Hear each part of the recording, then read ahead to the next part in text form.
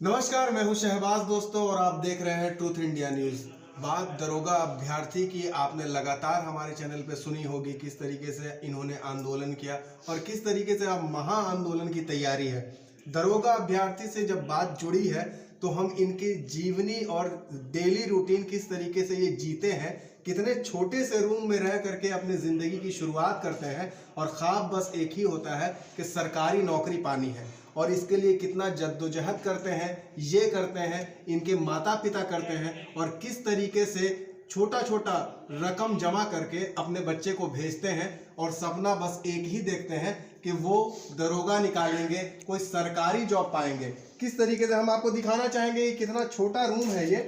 पटना में रूम कितना छोटा होता है, मतलब जितने छोटे से रूम में आप देख सकते हैं कि ये बेड लगा हुआ है, यहाँ पे सामान रखा हुआ है, खाने वगैरह का दिल करता है तो, और यहाँ पे ये टेबल रखा हुआ है कि तैयारी, मोटो बस एक ही होता है कि तैयारी करना है।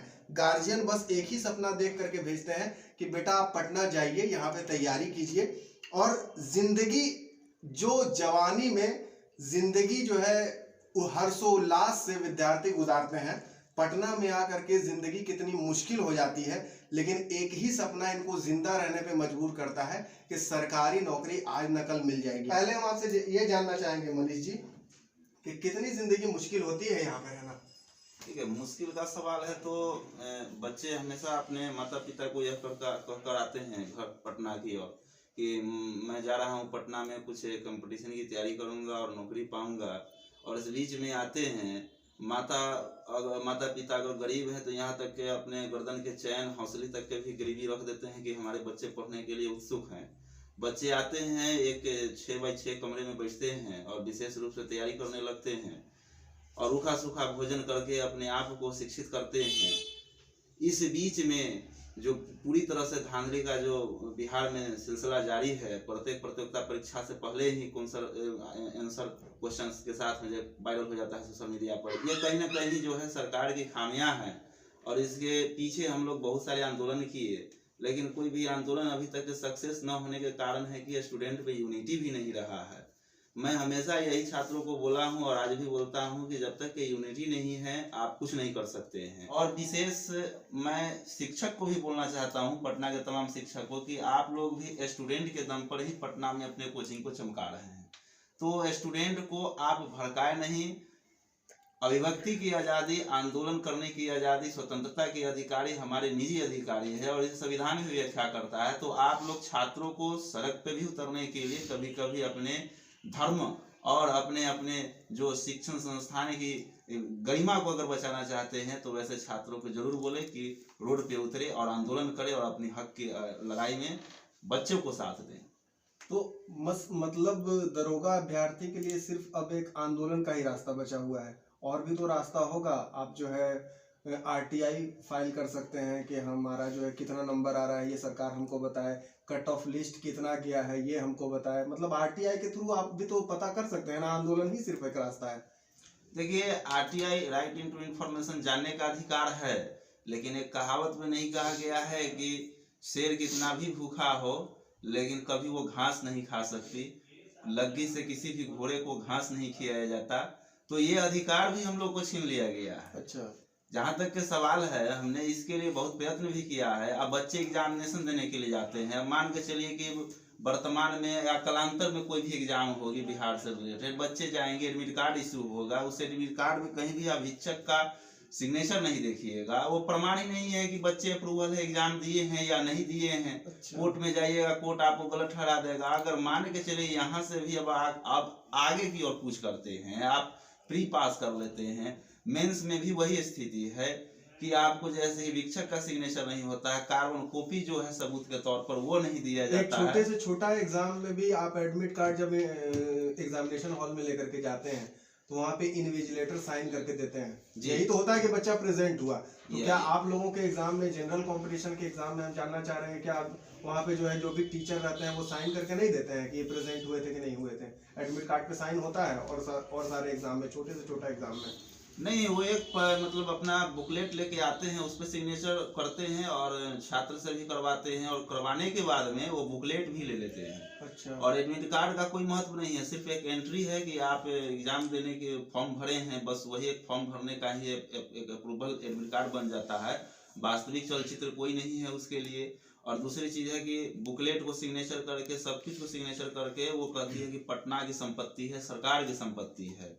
और कहीं ना कहीं अगर दूसरे दिन देखा जाए तो उसे फेसबुक पर वायरल भी है, किसी के हाथ में लेकर रोड पर घूमता हुआ लड़का भी आपको दिखेगा। तो ये सरकार की संपत्ति है और फिर भी रोड पर आ रहा है। तो ये कहीं ना कहीं जो सरकार की खामियां हैं वो देखने को मिलता है। कभी कभी ऐसा होता है कि एग्जाम से पहले 10 बजे एग्जाम है, 9:47 में ही क्वेश्चन जो सोशल मीडिया पर वायरल हो चुका है।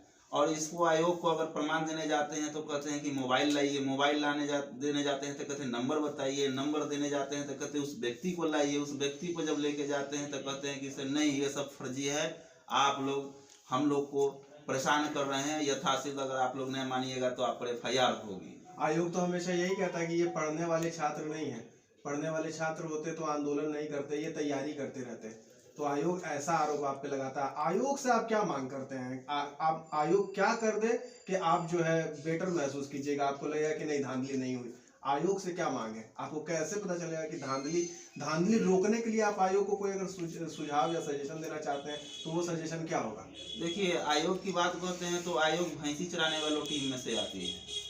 पता नहीं उसको कौन आयोग बना दिया है, और ऐसे प्रतिष्ठित पद पर जाकर ये भाषा बोलते हैं कि पढ़ने लिखने वाले नहीं हैं।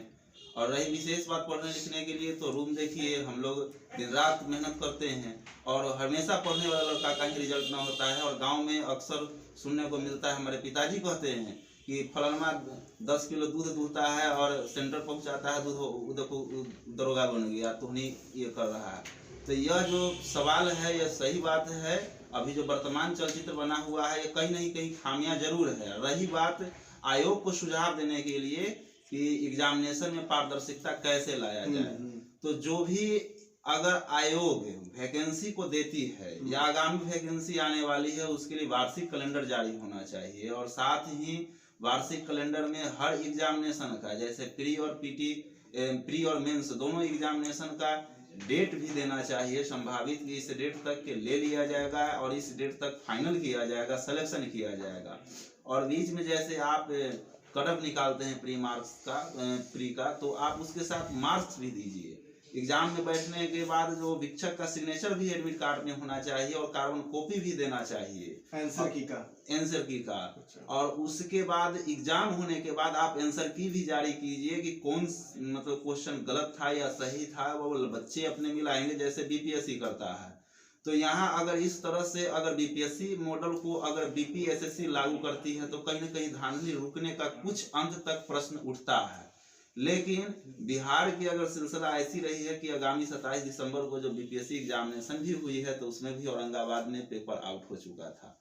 तो ये सब को रोकने के लिए ये इतना जो हमने कानून बताया और ये पारदर्शिता लाने की जो पहल की है ये कुछ हद तक ठीक है, लेकिन इसको रोकने के लिए जो अभी वर्तमान डबल इंजन की सरकार है उसे बेहतर तरीके से इस मुद्दे को लेना चाहिए कि जब BPSC अगर धांधली करती है, अगर वही BPSC कर रही है तो कहीं ना कहीं है कि बड़े एग्जामिनेशन में भी धांधली हो रही है। और इस बात से मुख्यमंत्री नीतीश कुमार अनभिज्ञ हैं या आयोग अनभिज्ञ हैं या हम लोग को अनभिज्ञ कर रहे हैं। देखिए, दोनों पहलू में सिर्फ एक ही बात कॉमन है, यही कॉमन है कि धांधली जो है बिहार में व्यापक है। और इसको रोकने के लिए जितनी भी पारदर्शिता की अगर बात हमने कही है, अगर उसको लागू किया जाए तो 100% नहीं लेकिन 40% रुक सकती है। 60% मेहनत करने वाले जो भी व्यक्ति हैं सफल होंगे। दिक्कत किससे है दरोगा अभ्यर्थी को सबसे ज्यादा? सेटिंग से दिक्कत है, सेटर माफियाओं से दिक्कत है, या फिर क्वेश्चन वायरल होने से दिक्कत है? मतलब कहने का स्कॉलरिंग, सेटर माफिया स्कॉलरिंग भी हो सकता है करते हो, या क्वेश्चन निकल जाता है। आप हमेशा कह रहे हैं कि आंसर की और क्वेश्चन वायरल हो जाता है, तो इसमें किस तरीके की धांधली होती है? स्कॉलर बैठते हैं या क्वेश्चन ही निकल जाता है? किस तरह का सेटिंग होता है? देखिए, स्वच्छ वातावरण में रहने पर व्यक्ति स्वच्छ रहते हैं और अस्वच्छ वातावरण में रहने पर अस्वच्छ हो जाते हैं। तो हम चाहते हैं कि सेटिंग हो, डेटिंग हो या कुछ भी हो वो नहीं चले। वो एकदम स्वच्छ रूप से एग्जामिनेशन हो और उसमें जो भी योग्यताएं वाले विद्यार्थी हैं वो उस पद को पाएं। और रही बात मतलब सेटिंग स्कॉलर, तो ये तो चल ही रहा है। और अभी एक नया मॉडल चल गया है, न्यू इंडियन का एक नया मॉडल है कि लड़का का सेंटर दरभंगा में है, लड़का का सेंटर बख्तियारपुर है, लड़का का सेंटर कलकत्ता है, बनारस है, और वो पटना के मनुफक स्टेडियम में एग्जाम दे रहा है, पटना के कुछ नामची होटल में एग्जाम दे रहा है, पटना के कोई नामची इंस्टीट्यूट में एग्जाम दे रहा है। तो ये कहीं ना कहीं मतलब इतना लंबा सेटिंग रहता है कि जो है सेंटर कहीं पड़ा हुआ है और लड़का कहीं एग्जाम दे रहा है, इस तरीके से हो रहा है। बिल्कुल बिल्कुल। अभी एक फेसबुक पर देख लिया, वर्तमान जो 4-5 दिन पहले जो एग्जाम हुआ था होमगार्ड का, उसमें लड़का जो है सेंटर पर नहीं है। वो हम देख रहे हैं कि किसी रूम में किसी होटल में बैठकर एग्जाम दे रहा है और क्वेश्चन पूछकर कुछ बुकलेट को भर भी रहा है। तो ऐसी स्थिति अब आ गई है। मतलब एक तरह से कहा जाए कि क्राइम का कोई भी स्थान नहीं जो बिहार में बचा नहीं।